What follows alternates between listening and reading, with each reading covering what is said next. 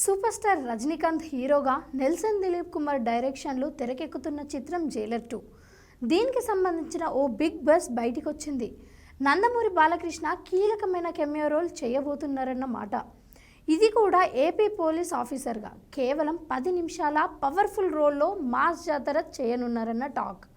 అసలు హైలైట్ ఏంటంటే 10 నిమిషాల కెమియో రోల్ కోసం బాలయ్య ఏకంగా 22 కోట్ల రెమ్యునరేషన్ డిమాండ్ చేశారని, సన్ పిక్చర్స్ ఆ మొత్తానికి ఓకే చేసిందని సినీ వర్గాలు చెప్తున్నాయి.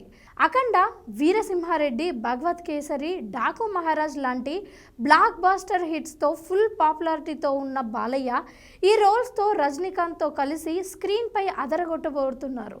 హై ఇంటెన్సిటీ యాక్షన్ సీక్వెన్స్తో పాటు రజనీ బాలయ్య కాంబో సీన్ ఉంటుందని, ఇది థియేటర్లో ఫ్యాన్స్ను ఆకట్టుకునేలా ఉంటుందని తెలిసింది.